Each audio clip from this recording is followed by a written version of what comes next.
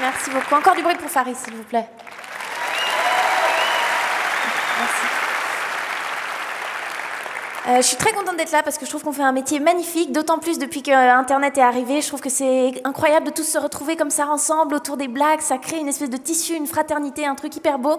Et récemment, j'ai posté une vidéo de moi, par exemple, sur YouTube, de moi sur scène. Et dessous, il y a un monsieur que je connaissais pas qui a commenté « Nul à chier, mais je la baise sans souci ». On vit vraiment une époque magnifique. C'est cool, parce que ça aurait été bête si on s'était pas rencontrés. J'ai un peu tiqué sur le sans souci. Je la baise sans souci. Par opposition à quoi? Je sais pas. Ouais, je la baise, mais ça me chiffonne un petit peu. Hein. Je le fais pour vous, surtout. Voilà. Non, mais on n'est pas que méchants sur Internet, évidemment, on est aussi débiles. Je m'en suis rendu compte à titre personnel parce que j'ai remarqué que depuis quelques mois, je suivais sur Instagram Émilie Ratajkowski. Est-ce que vous voyez qui est Émilie Ratajkowski? Oui, non. Tous les mecs qui sont avec leurs copines. Non, Émilie Ratajkowski, c'est une comédienne et mannequin américaine, très beau corps, très beau visage, qui a un compte Instagram où elle met des très belles photos d'elle. Super. C'est une femme qui a fait énormément de bien aux dyslexiques. On dirait une épreuve dans un Indiana Jones, tu sais, il rentre dans un temple et il y a la déesse du sexe qui l'attend et qui dit « Tu pourras te masturber si tu sais épeler mon nom. Ah, TJK, double ce J, putain de polonais. Mais heureusement, aujourd'hui, elle est assez connue pour qu'on puisse mettre dans Google Émilie Nichon et Google te dit « Je la connais, c'est une amie à moi, Émilie. » Donc le compte Instagram d'Émilie Ratajkowski, formidable, très belle photo si vous êtes un homme hétérosexuel ou une femme qui aime les femmes. Toujours est-il, moi je suis une femme hétérosexuelle. Pourquoi je la suis? Pourquoi on fait ça, mesdames? J'ai remarqué que j'étais pas du tout toute seule. Quand j'ai regardé les commentaires sous les photos, il y a plein de nanas comme moi qui laissent des commentaires genre « Émilie, trop belle dans ce t-shirt, cœur. » Mais pourquoi? Et le problème, c'est que si ça allait dans les deux sens, ça me gênerait pas. Si l'objectification, elle existait pour les hommes aussi, moi j'aimerais bien. Le problème, c'est qu'il y a beaucoup moins d'hommes qui sont connus pour leur cul, et moi, je me lamente de cette situation. Mais parce que j'aimerais, messieurs, que vous aussi, vous deviez aller sur des comptes Instagram d'hommes et de mettre Rodrigo, trop beau dans ce t-shirt, flamme. Ça n'existe pas. Donc la question, c'est pourquoi est-ce que moi, je suis Émilie Ratajkowski sur Instagram? Je crois que c'est... on a un peu cassé le féminisme, en fait. Je crois qu'il y a eu un sursaut féministe ces dernières années, et on s'est quand même fait carotter derrière, mesdames. Il y a 3-4 ans, on nous a dit « Le féminisme, c'est cool », et nous, on a fait « Ah bah génial, alors on arrête de s'épiler, on arrête de mettre des crèmes », et les mecs, ils ont dit « Minute, papillon. » Est-ce que ce serait pas encore plus féministe si tu continues à t'épiler, tu continues à mettre des crèmes, tu continues à te maquiller, tu continues à mettre des talons, tu continues à faire des régimes? Ça ressemble beaucoup au programme d'avant. Non. Parce que là, tu le fais pour toi. Ouais. Super bonne idée. C'est génial. Parce qu'on avait peur.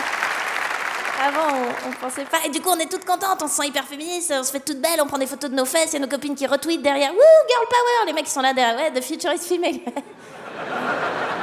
Ah, on s'est fait avoir. C'est complètement fait avoir. Quand j'essaie de discuter de ça avec des amis pour essayer de détricoter ce qui fait partie de l'inné, de l'acquis et tout, j'arrive très souvent sur le terrain scientifique où quand je discute de ça avec des copains, ils sont là « Ah, mais tu comprends pas, la raison pour laquelle les filles, elles doivent se faire plus belles que nous et vous êtes plus objectifiés, c'est parce que nous, les mecs, on est plus visuels. » Nous, on est quoi? Des caniches? On voit en noir et blanc? Qu'est-ce que... L'œil d'une femme, c'est comme une caméra thermique. Si ça a la forme d'un homme et que ça a l'air d'avoir la température du vivant, on peut... Je sais pas. Non, mais tu comprends pas, ça date du paléolithique. Ah bah explique-moi. À l'époque, si tu veux, on était des chasseurs-cueilleurs. Et vous, les filles, vous étiez dans la grotte. Vous faisiez des crêpes. Et nous, on allait et on devait chasser des proies, mais elles étaient très très loin. Du coup, on a développé un nerf qui va de là à là. Tu dois mettre des talons maintenant. C'est fou parce que je pensais que tu bossais chez Starbucks, mais en fait pas du tout, t'es neurobiologiste, c'est chouette. C'est cool. Il y a le même genre de pseudoscience qui sert à sous-tendre les problèmes de monogamie. C'est les mecs qui disent « Oui, vous comprenez pas, c'est beaucoup plus difficile pour les garçons d'être fidèles, parce que nous, on est des chasseurs, on doit distribuer notre graine partout comme ça. » Tu travailles à la Raiffeisen, tu es asthmatique, personne veut ta graine.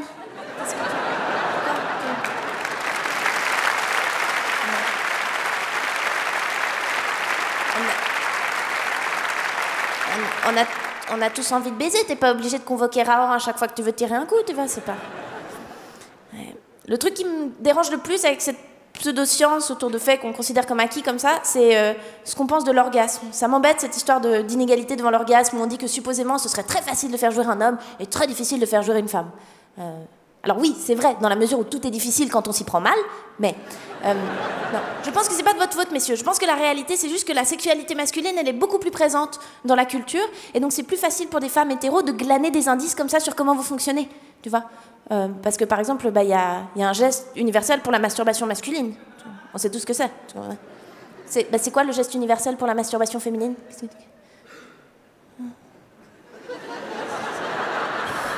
On sait pas, c'est mystérieux.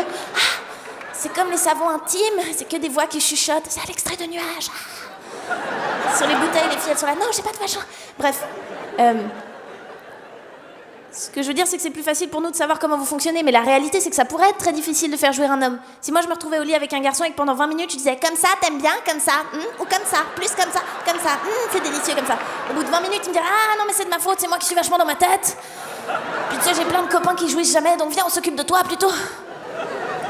Non, ce que je veux dire, c'est que c'est une connerie cette histoire d'orgasme parce qu'il y a une catégorie de population qui prouve que c'est faux, c'est les lesbiennes. Moi, j'en ai discuté avec plein de copines qui m'ont dit ah bah non, évidemment, oui, non, on pouvait pas s'aligner sur les hétéros parce que sinon, on aurait des vies sexuelles à peu près aussi excitantes que des détartrages.